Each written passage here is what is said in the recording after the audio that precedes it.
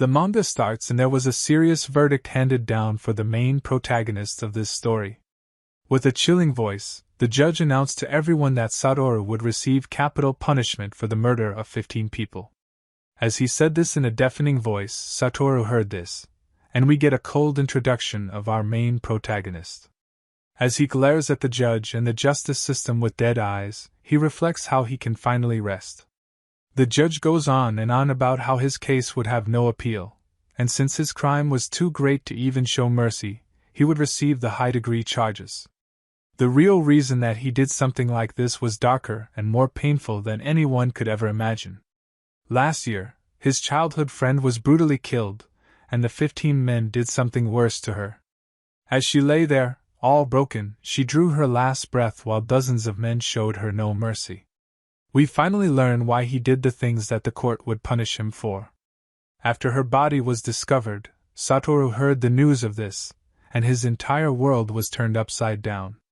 The person he respected and loved more than anything, in the end her innocence was shattered, and she left this world in the most cruel way imaginable. As we get to the present, the guard calls him by his number and mocks him out for something. As it has been 3 months since the last hearing, this was the stage where every human walks to their end. As the guard mocked how a 200 IQ prodigy is just an embarrassment, he laughs at him and reminds him how he could have had everything in life with ease. He also adds how the outside world is going crazy for him and everyone holds protests for a useless trash like him. As he went on, Satoru, on the other hand, was just hearing his useless and garbage chatter that was just full of malice. For his intelligence, many feared him, praised him, and many were jealous. No one ever saw him for who he really is. As the guards were taking him somewhere to erase him, he remembers how his childhood friend was the most wonderful person, who knew him for who he really was. Her caring and concerned talks were always for his good. He couldn't believe that someone would understand him for who he really was. One day, Yuna forced him to be a model for her portrait, and although he resisted at first, she somehow convinces him. As she smiles at him and tells him how she would love to draw him for her portrait, she was the only person in his life who ever understood him. Deep down, he himself had feelings for her that he was never able to convey, and always thought to himself that it is better to hide them for now. As she drew him, he perfectly captured every single moment with her. Fate was too cruel to him, and it took the most precious person to him with such misery that his world completely collapsed. As he cries in front of her picture and swears how painful it must have been for her, he swore to her that he would not let go of the people who did this to her. These words can also tell us how the justice system failed her completely, and after failing to keep up with the useless police work, he snaps and decided to take the matter into his own hands. And after a year, he ended up killing 15 people so painfully that his story was spread throughout the country. He ended those pieces of trash who did things to her. On the other hand, the justice system ordered him to be executed, and as the officer mocked him even in his last moments, he asks if he has any other last words. As that man made him stand in the cube, with a sad, weak voice, Satoru mutters out and cries out to his childhood friend and wished that if I could be reborn in another world, I would surely find you no matter what. As he smiled during his most painful time, he was ready to move on from the pain and past and look ahead. The bottom area collapses, and there, his last words were about how he would finally see her again. As this was the last thing he muttered to himself, he notices that he could still open his eyes. He regains his senses and notices a hideous smell that was impossible to forget. There was also dark fog surrounding him, and the humidity and temperature inside the place he was at were just unbearable.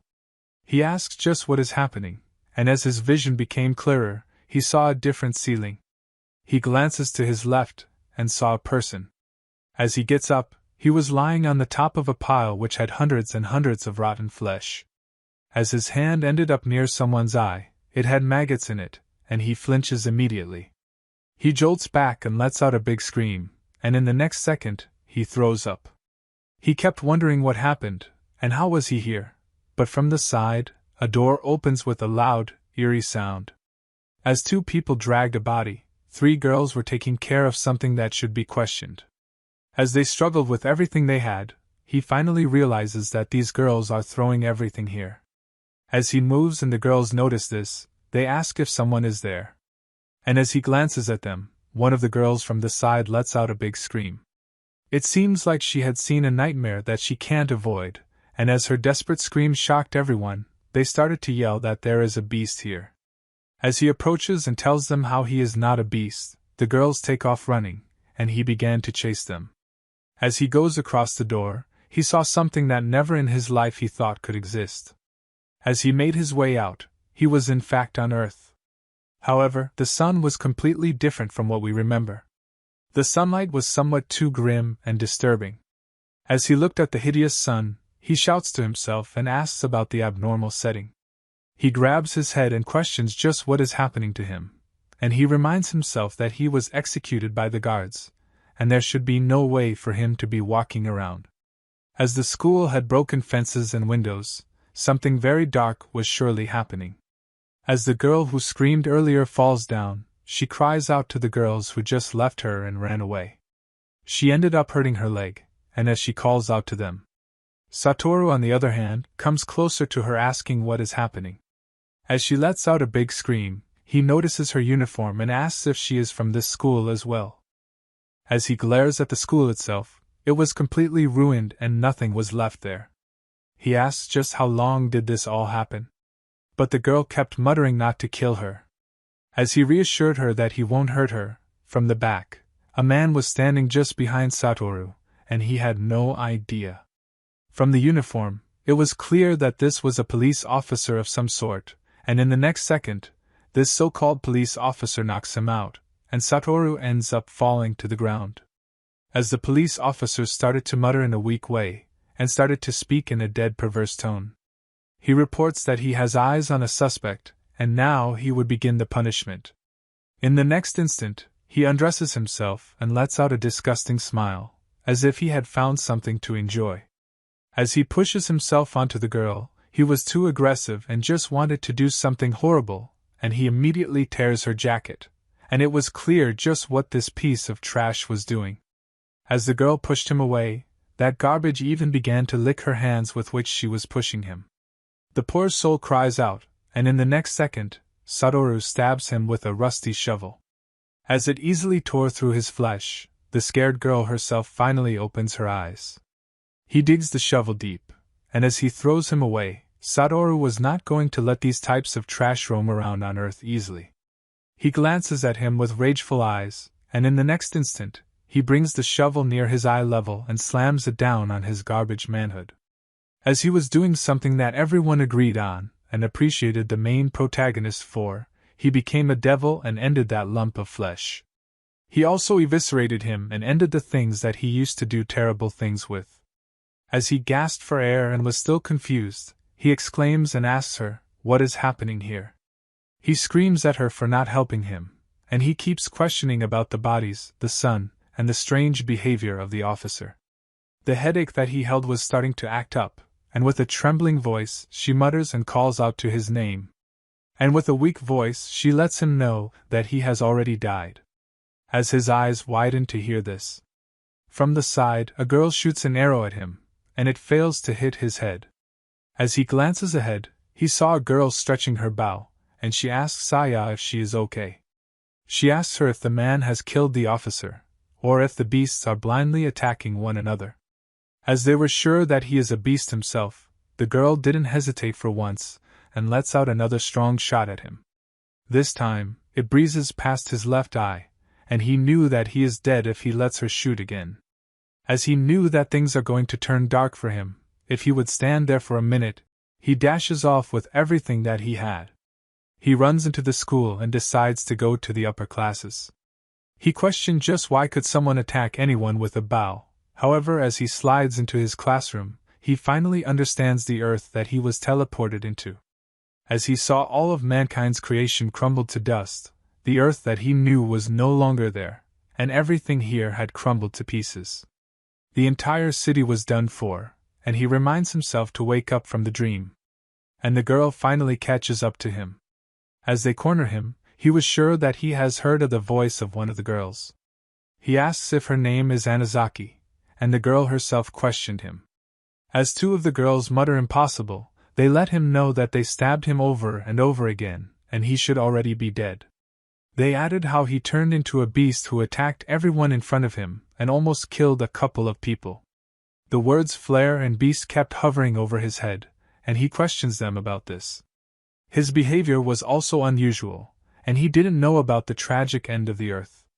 He asks if they are talking about the cycle of sun flares that happens every 50 years. Saya slowly starts to explain how one of those flares turned the earth to what it is right now.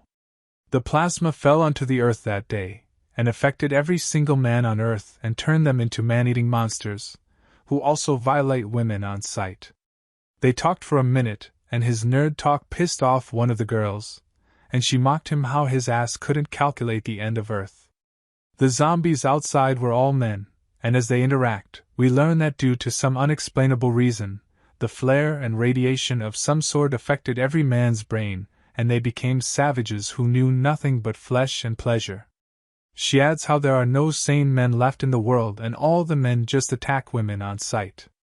As we learn the horrible reality of this world, they cry out how they have been surviving for 3 whole months, and thanks to the school's stockpile, they were able to live by. Their means of communication are over, and wherever they looked, all they could see are ruins and terrors. He collapses, and was sure that he should have been dead. The loud girl points the bow at him one more time and asks about his identity. Now they were sure that he was killed, and he himself adds that he was about to be executed, and even the gallows dropped for him. However, as soon as anything was to happen, he was already in this world. They were shocked to hear that their classmate was to be killed by the government, and Saya from the back exclaims and lets everyone know that he surely must have been reincarnated into a parallel world. She starts to go on and on about her theories, but the ludicrous girl wasn't just taking all this crap. She points out to him one more time and reminds them that he is just pretending and would attack them as soon as they would let their guard down. The pure and undying anger for men in her eyes just turned her into a different person, and she cries out how men enjoy tormenting women. She yells at him and tells him how they would never forgive him no matter what. In the next instant, she shoots an arrow at his arm and yells on the top of her lungs that every man is a beast. As he got hit, he cries from the excruciating pain. He reflects how they should just stop messing with him, and he gets up with anger and screams at them. As they jolt back, he questions just why would he be left alive to wander around in this dead world. The girls started to yell as they were sure that he is back to his real colors, but he shouts at them, telling them that he is not a bloody beast who would just attack anyone. He adds how men who force themselves on women should die, and he screams out and tells them that he is not one of them. In the next instant, he looks at them, and with a firm look, he tells them that he would never, ever attack them, even the loud girl who kept attacking him. As she stops for a minute, Saya approaches him finally and tells her friend that he is not a beast, and he even helped her. As Saya finally realizes that he is not a beast and was genuinely helping her, she finally pleads with them to help him. The loud girl finally leaves them and tells them how they need to handle everything themselves. The girls help him up, as Saya dragged him through the hallway. He was praying to wake up. However, he ends up seeing the portrait of himself. As he exclaims, he questions if this is real or some sort of replica. He confirms the portrait, and was sure that this is Yuna's original work, but he remembers it to be all torn up in his world. He asks if she was killed here, but they replied and told him how she was alive before the flare and could have hid somewhere. As these words brought life in him, he stands up on his own and reflects how she could actually be alive in this world. As a picture of her smiling face reminds him of her, this gave him hope and power beyond explanation. He glances outside at the dead world and reminded himself that somewhere here, Yuna could be alive. As his eyes were filled with hope once again, he dashes off, reminding himself that minutes ago he was planning on doing something terrible to himself. Now he has a reason to stay alive no matter what. As his reason and hope is bigger than ever, the quest to find his childhood friend in this desolate world which wants to end all women begins.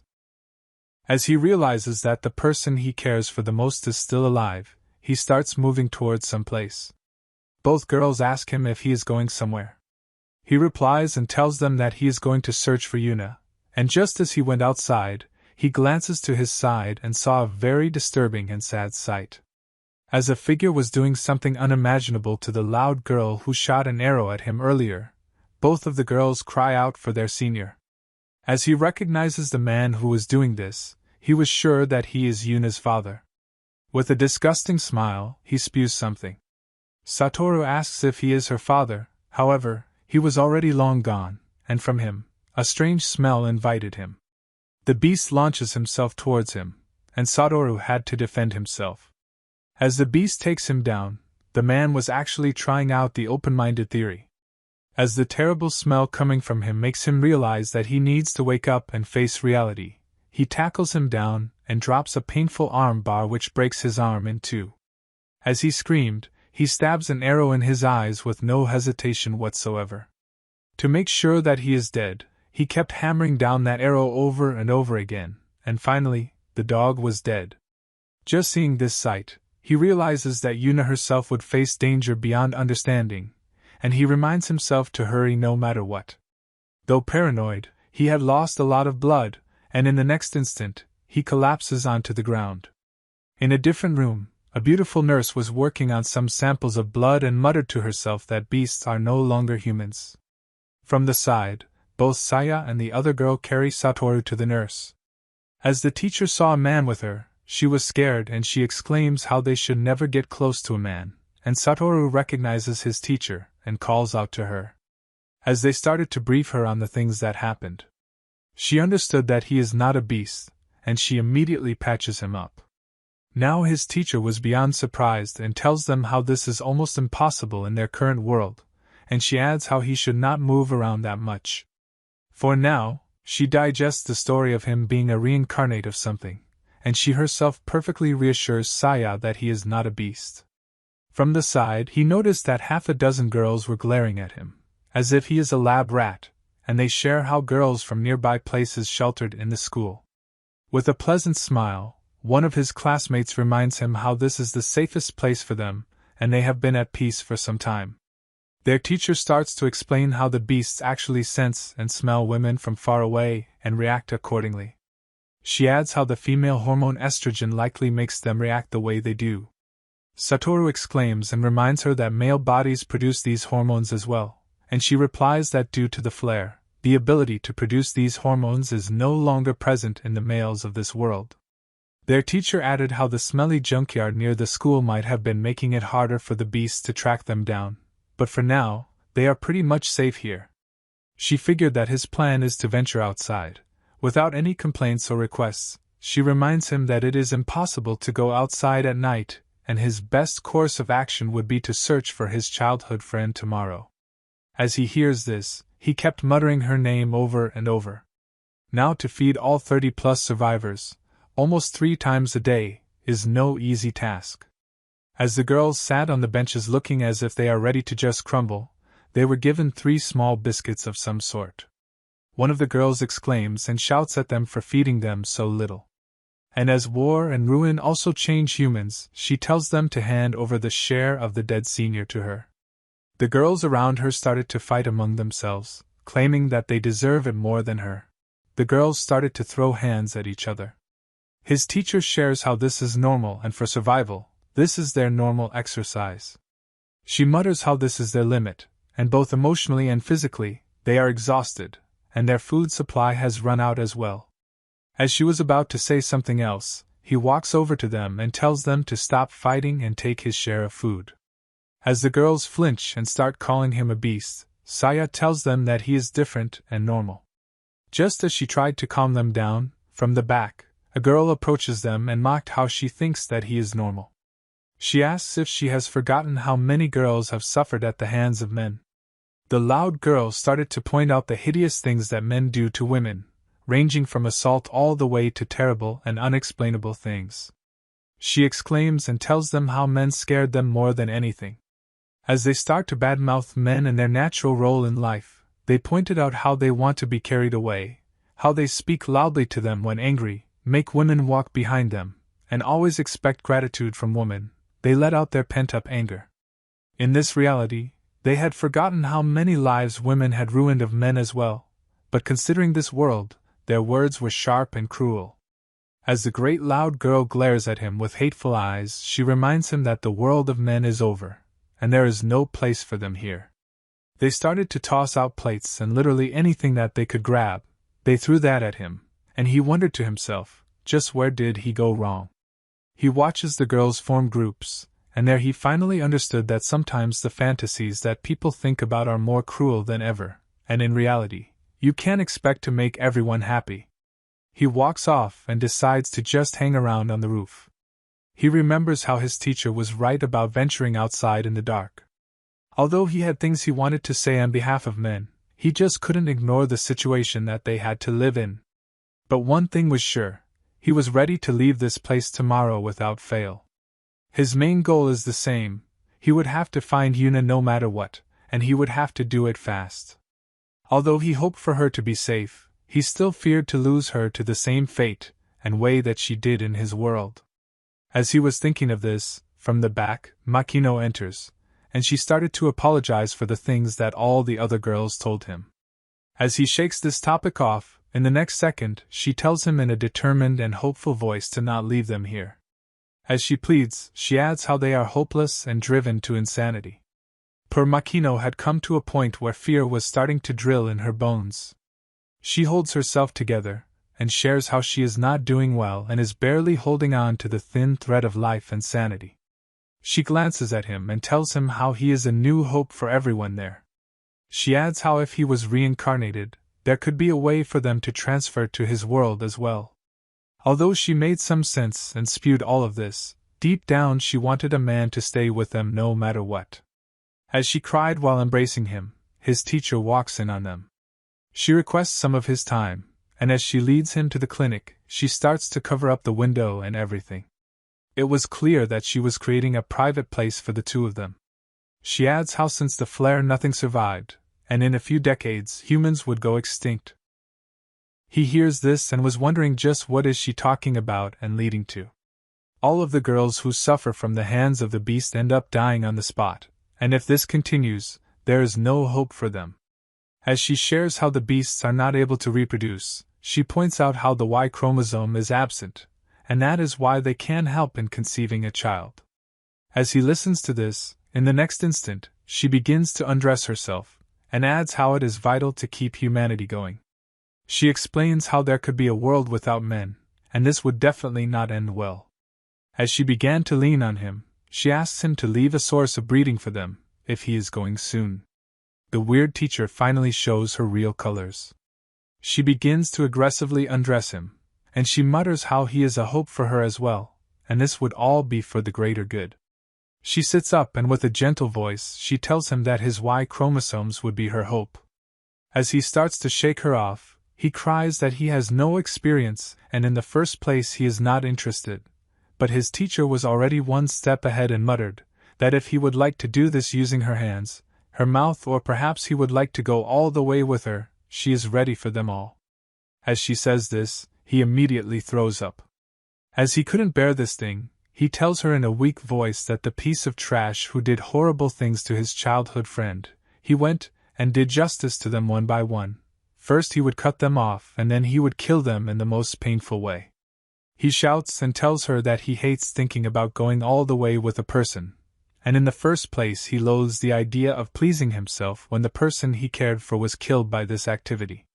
He screams at her and reminds her to stop seducing him, telling her how this is making him feel filthy. The pain and suffering that Yuna went through has created a horrible impression in his mind, and he shares how he would never look at sex the way he once thought of it. It can create life, but also take and destroy lives. As he left the thirsty teacher, Makino, on the other hand, heard everything that went down, and Satoru's words pierced through her. The next day, he readies himself and thanks Saya, who helped him get a good pair of shoes. As the nurse approaches him one more time, she begs him and asks him to at least give a single sample. He rejects her and walks off.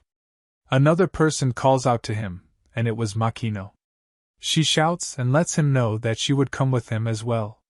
She reminds him how there is no hope left here, and she would join him on his journey no matter what. He reminds her how he would be busy finding a person and is not strong enough to fight off hordes of beasts and protect someone. He adds that she should just find another source of hope.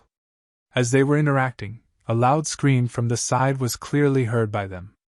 The teacher immediately knew that this came from the gym, and she dashes off to check. As they open the door, from the inside, the loud girl comes out, and in her eyes there was fear, and her poor eyes widened as she saw something that was just beyond human. She starts to bleed, and there we see the absolutely horrible sight of savages attacking everything in their sights. As the beasts jump and tear apart the humans, this sight is something indescribable. As the girls did everything they could to survive this long, in an instant all the girls that sheltered there were no longer there. Her teacher looks at this devilish sight, and Saya lets out a big scream of her own. Although Saya seems smart, screaming when monsters are busy eating is literally declaring I am next. As the beasts leap forward to grab our sweet, loud Saya, we learn that you get what you ask for. Satoru, on the other hand, grabs a nearby fire extinguisher and slams it against its head. In addition, he sprays it to blind the beast.